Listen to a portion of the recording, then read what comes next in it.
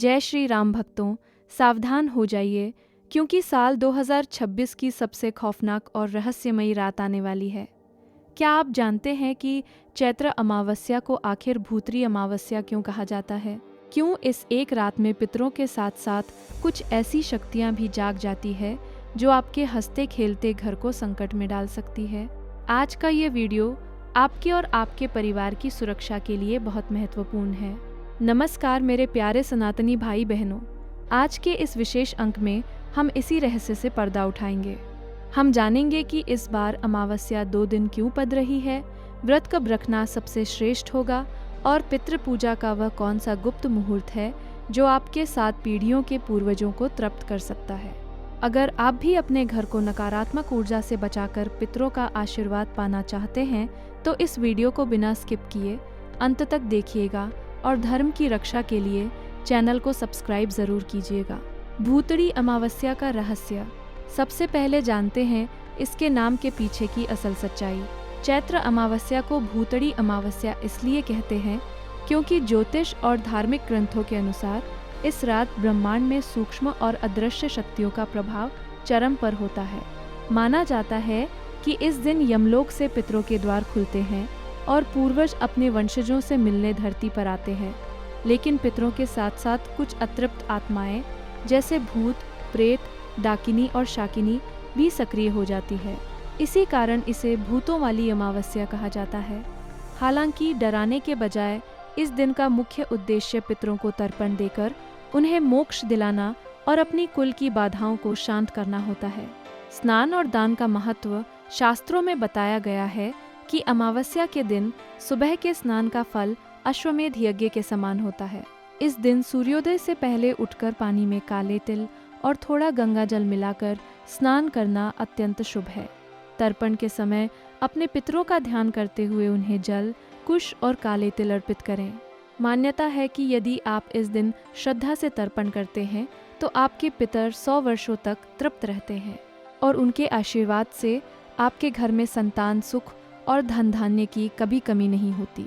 तर्पण के बाद अपनी सामर्थ्य के अनुसार अन्न, काले तिल, गरम वस्त्र या गुड़ का दान किसी जरूरतमंद को अवश्य करें। सुरक्षा के विशेष उपाय विस्तार में।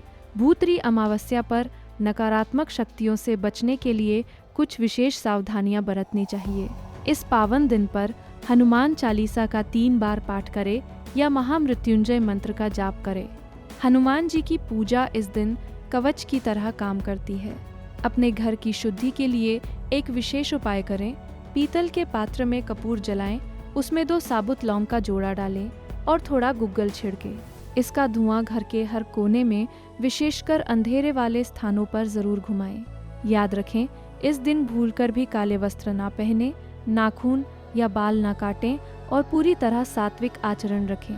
तिथि और शुभ मुहूर्त। इस बार अमावस्या तिथि 18 मार्च बुधवार को सुबह 8:26 से शुरू हो जाएगी और अगले दिन 19 मार्च गुरुवार को सुबह 6:53 पर इसका समापन होगा।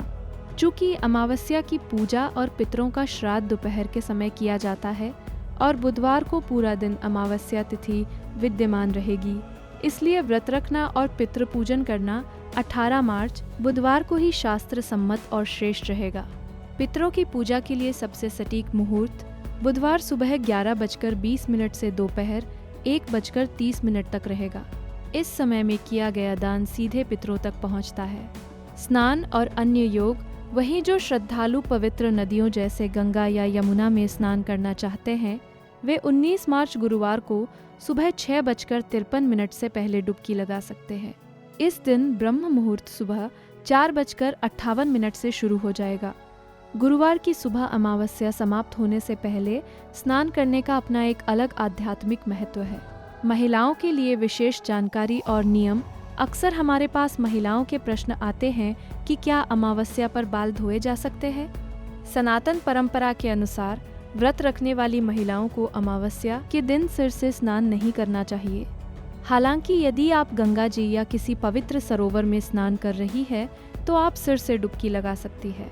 इसके अलावा यदि विशेष परिस्थिति हो जैसे पीरियड्स के बाद की शुद्धि, तो सूर्योदय से पहले सादे पानी से बिना किसी शैम्पू या साबुन के बाल धोए जा सकते हैं। स्नान के बाद भगवान सूर्य को तांबे के लोटे से अर्घ्य दें और पीपल के वृक्ष के नीचे सरसों के तेल का दीपक जलाकर 7 बार परिक्रमा करें।